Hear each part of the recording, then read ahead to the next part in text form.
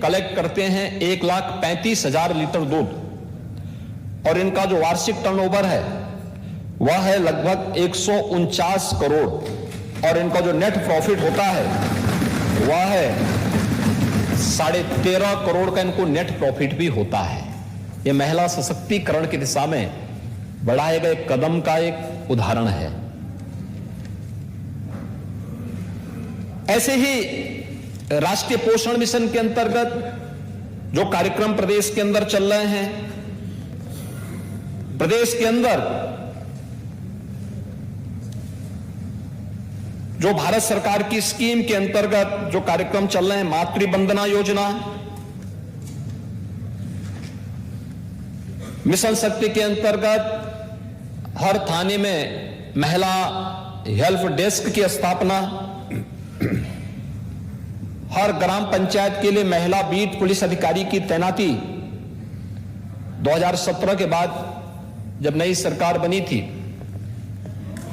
1947 से लेकर के 2017 तक 70 वर्षों में उत्तर प्रदेश पुलिस बल में, जो देश का सबसे बड़ा पुलिस बल है, इस पुलिस बल में मात्र 10,000 महिला पुलिस कार्मिक थी, अधिकारी और महिला कांस्टेबल सबको लेकर के।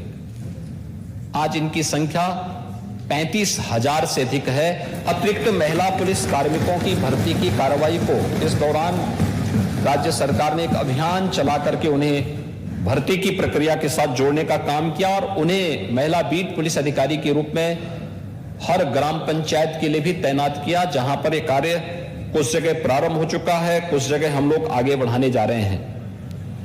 महिला रिपोर्टिंग पुलिस चौकी और परामर्श केंद्र, हर एक जनपद में अलग से व्यवस्था बनाई गई है। कहीं पुलिस थाना, महिला पुलिस थाना जो स्पेशली केवल महिला संबंधी अभियान और उन्हें परामर्श देने के लिए गठित किया गया है, और कुछ जगह पुलिस चौकियों को अतिरिक्त व्यवस्था भी इसके साथ दिया गया है। और इसके साथ ही प्रदेश के अंदर जो कार्य हुए हैं, परिणाम है इसका, और ये चीजें हमें दिखाती है कि इसके परिणाम भी हम सबके सामने आए हैं, जिसमें प्रदेश के अंदर अभी जो हर थाने में प्रदेश के अंदर 1537 पुलिस सिविल पुलिस के थाने हैं, शेष अन्य में लाकर के कुल 1584 थाने हैं, जिसमें जीआरपी के भी थाने आते हैं। इन सभी में महिला हेल्प डेस्क की स्थापना की जा चुकी है। प्रदेश के अंदर सरकार ने आने के तत्काल बाद 3,195 एंटी रोमियो स्क्वाड का गठन किया था। एंटी रोमियो स्क्वाड जिसके द्वारा 6,75,143 स्थानों पर चेकिंग करते हुए 28,33,893 ऐसे लोगों को उनकी चेकिंग की गई जिन पर किसी प्रकार का कोई संदेह था, और उसमें आवश्यकता पड़ने पर कार्रवाई भी की गई है। इसके अलावा प्रदेश के अंदर 10,417 महिला बीट अधिकारियों के लिए ऐसे बीट बनाए गए जहां पर केवल महिला कार्मिक ही इन सबको संचालित करती हैं।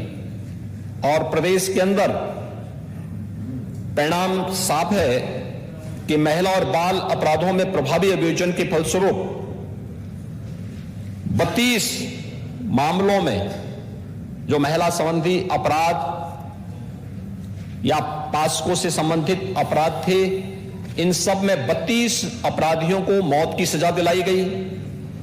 10 वर्ष से अधिक सजा पाने वाले 1,191 हैं, अर्थदंड पाने वाले 1,431 हैं। आजीवन कारावास की सजा इस दौरान बेहतर प्रोसिक्यूशन के माध्यम से जिन्हें दिलाया गया 1,323 है, और 10 वर्ष से कम सजा पाने वाले 3,420 ये भी इसमें किया गया। महिला अपराध में 4,751 अपराधियों को जिला बदर, और ये सभी कार्रवाई इसमें की गई। और एनसीआरबी के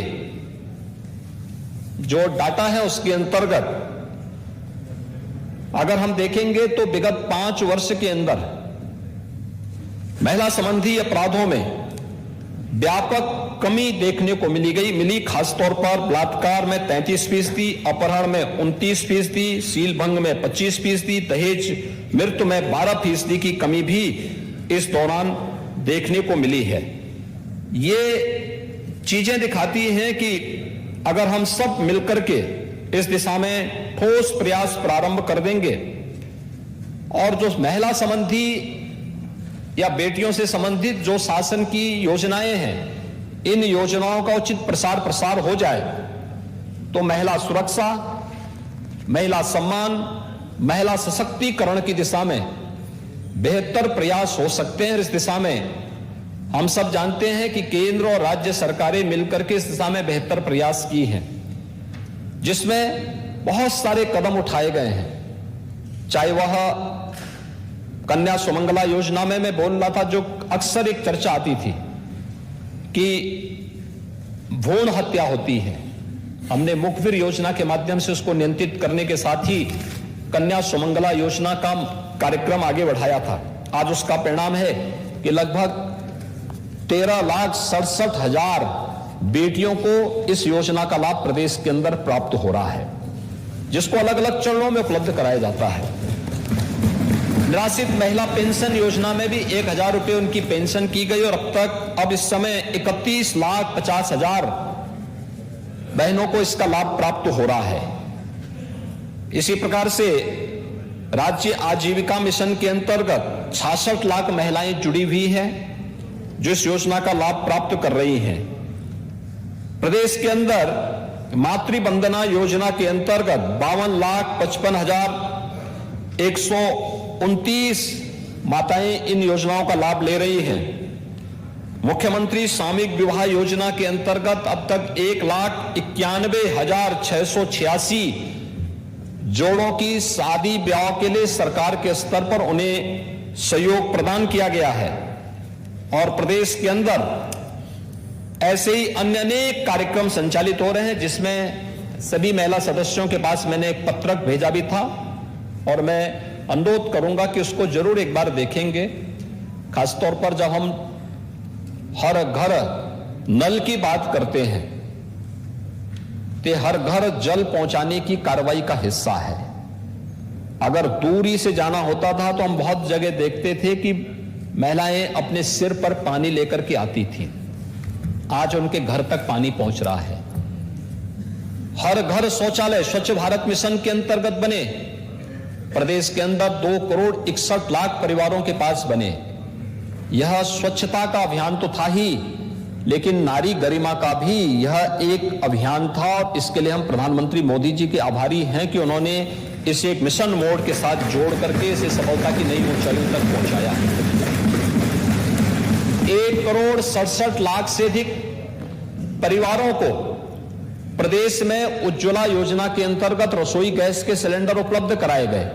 यह भी महिला सशक्तिकरण की दिशा में उठाया गया कदम का ही हिस्सा है, क्योंकि उन लोगों को अब तक उन्होंने कभी ईंधन देखा ही नहीं था। बरसात होती थी, लकड़ी भीगी हुई है, घर में भोजन नहीं बन पाता था।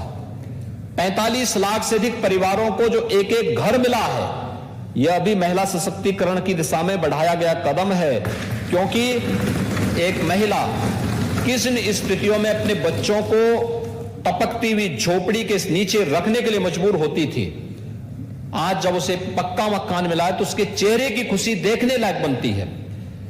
ऐसे ही परंपरागत रूप से जहां पर जो व्यक्ति जहां पर अपनी अपना मकान बनाया है, झोपड़ी रखा हुआ है, प्रधानमंत्री स्वामित्व योजना के माध्यम से उन्हें उस जमीन का मालिकाना हक दिलाने की कार्रवाई पीएम स्वामित्व योजना के माध्यम से मिल रहा है। अब तक हम लोग 40 लाख से अधिक ऐसे परिवारों को इस सुविधा का लाभ उपलब्ध करवा चुके हैं उत्तर प्रदेश के अंदर, और 8,000 से ड्रोन लगा करके हर एक ग्राम पंचायत को सर्वे करने, ग्राम पंचायत की खुली बैठक के माध्यम से फिर उन लोगों को इस अभियान के हिस्से बनाने की कार्रवाई भी चल रही है। पीएम स्वनिधि के अंतर्गत भी स्ट्रीट वेंडर, ठेला, खोमचा, रेहड़ी रखने वाली ऐसी 2 लाख से अधिक महिलाओं को इस योजना का लाभ देकर के आर्थिक स्वावलंबन की ओर अग्रसर करने का कार्य हुआ है। अन्य अनेक ऐसी योजनाएं हैं जिन योजनाओं के बारे में हम चर्चा करें। मेरी अपील होगी सभी महिला सब यहां पे जो सदस्यगण हैं उन सभी बहनों से कि इस पर वे अच्छी चर्चा करें। इनमें उनके कोई सुझाव हैं, सुझाव उनके नोट होंगे। सरकार उसके बारे में कदम उठाएगी। और आज जो ये देश का भी और सबका भी इस ओर आज ध्यान आकर्षण होगा कि आखिर महिला सदस्य क्या बोलना चाहती है, उनकी जिज्ञासा क्या है प्रदेश के विकास के बारे में, प्रदेश के सम्मान के बारे में, प्रदेश के स्वावलंबन के बारे में, प्रदेश के भविष्य के बारे में, प्रदेश के वर्तमान के बारे में। अगर इन सभी मुद्दों की ओर उनका सकारात्मक सुझाव आता है तो उस पर सरकार को कदम उठाने में भी मदद मिलेगी। और उस सकारात्मक भाव के साथ इस चर्चा को आगे बढ़ाने के लिए मेरी आपसे भी अपील होगी कि कुछ देर के लिए ही सही, लेकिन पीठासीन अधिकारी के रूप में भी कोई बहन वहां बैठ करके सदन का संचालन कुछ देर के लिए ही सही कर सके तो मुझे लगता है एक माहौल और उस दौरान करें। और मुझे लगता है उनको आज नियमों के बंधन से मुक्त करिए। आज उनको केवल इस विषय पे बोलने दिया जाए। जो योजनाएं हैं उन योजनाओं पर, जो योजनाएं जो अन्य उनसे जुड़ी हुई, उनके क्षेत्र से जुड़ी हुई समस्याएं होंगी उन समस्याओं पर, और समय की भी बाध्यता ना हो। तो जितना बोलना चाहेंगे बोलें, दिन भर चले, दिन भर इसी पे चर्चा चले। और इसीलिए यहां पर सदन के बारे में मैंने इसी बात को कहा, क्योंकि खन्ना जी से मैंने पूछा भोजन की कोई व्यवस्था है, तो इन्होंने कहा कि मैंने कहा भी आप तो अपनी जेब में भोजन लेके चल लेते हैं, लेकिन जो दिन भर जिनको बोलना होगा उनका क्या होगा। मैंने कहा यहां भोजन की व्यवस्था करवा दें, लोग अपना बोले भी, यहां भोजन भी लें, अच्छा होगा। आपने इसके लिए अनुमति भी दी है, लेकिन आज इस पे दिन भर चर्चा हो और उसका जो निष्कर्ष होगा, मैं चाहूंगा कि अच्छे सुझाव आए, अच्छी सकारात्मक चर्चा हो। और उस सकारात्मक चर्चा को हम लोग, देखिए आरोप प्रत्यारोप हमेशा लगते हैं, आज उससे ऊपर उठ करके एक सकारात्मक दृष्टिकोण के साथ, क्योंकि ये जब प्रकाशन होगा तो उस प्रकाशन में आपका नाम जाए। विधानसभा की कार्रवाई में जो कुछ हम बोलते हैं, ये जो भी आएगा, यह यहां का एक दस्तावेज बनेगा। 5 साल, 10 साल, 15 साल, 50 साल, 100 साल के बाद जिन्हें कभी देखना होगा तो वे देख सकें, इन दस्तावेजों को उड़ेल सकें, देख सकें कि आपके द्वारा कभी क्या बोला गया है, और उसके बारे में फिर उससे कुछ प्रेरणा प्राप्त कर सकें। इसलिए एक अच्छी बहस को हम आगे बढ़ा सकेंगे। इस विश्वास के साथ मैं आपका हृदय से आभारी हूं कि आपने आज का ये दिन केवल प्रदेश की चुनी गई महिला सदस्यों को के लिए आरक्षित किया है, उन्हें दिया है, और उनसे जुड़ी हुई समस्या और प्रदेश से जुड़ी हुई अन्य महत्वपूर्ण मुद्दों पर वे लोग आज अपनी बात को यहां पर रख पाएंगी। बहुत सारी चीजें हैं जिन पर वे चर्चा भी करेंगी, अपनी बात को मजबूती के साथ रखेंगी। मैं सभी पुरुष सदस्यों से भी कहूंगा कि सामान्य दिनों में आपके शोरगुल के नीचे महिलाओं की बात दब जाती थी। आज कम से कम आप उनकी बातों को सुनने के लिए यहां पर बैठेंगे, और जो भी आपको आपके लायक होगा आप उसको स्वीकार करेंगे, आपके लायक नहीं होगा तो कम से कम घर में जाकर के, अगर कहीं गलती आपके माध्यम से हुई है तो घर में जाकर के दोनों कान पकड़ करके वहां पर घर में माफी मांग करके आगे से उसमें सुधार लाएंगे, जिससे सदन की कार्रवाई को बेहतर तरीके से संचालन करने में आगे मदद मिल सके।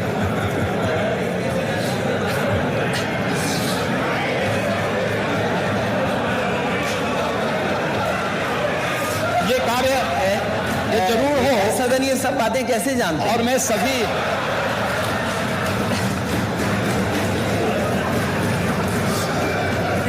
और नेता सदन के बगल वाले ने तो नहीं बताया होगा।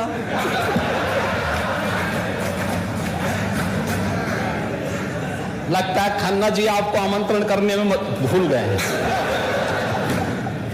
खन्ना जी ने तो पिछले दिनों ही एक रिसेप्शन दिया था, आपको नहीं बुलाया था क्या?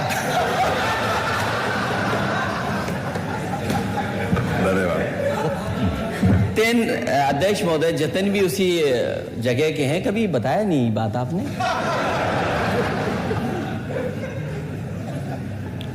तो अध्यक्ष जी मैं चाहूंगा कि इस बहस को एक सकारात्मक दिशा में आगे बढ़ा करके हम रोचक भी बनाएं, और क्योंकि लोगों का आज इस ओर बहुत जिज्ञासा होगी, और उस सकारात्मक दिशा को हम आगे बढ़ा सकेंगे कि अच्छा होगा, अभिनंदनीय होगा, समाज के लिए प्रेरणादायी हो पाएगा, और सदन की कार्रवाई को फिर इसी प्रकार के कुछ अच्छे महत्वपूर्ण मुद्दों को लेकर के जो प्रदेश के प्रत्येक नागरिक को बिना भेदभाव की सुरक्षा, उनके सम्मान और उनके स्वावलंबन से जुड़े हुए मुद्दों को हम आगे बढ़ा पाएंगे, तो यह प्रदेश के हित में भी होगा, विधायिका के भी हित में होगा।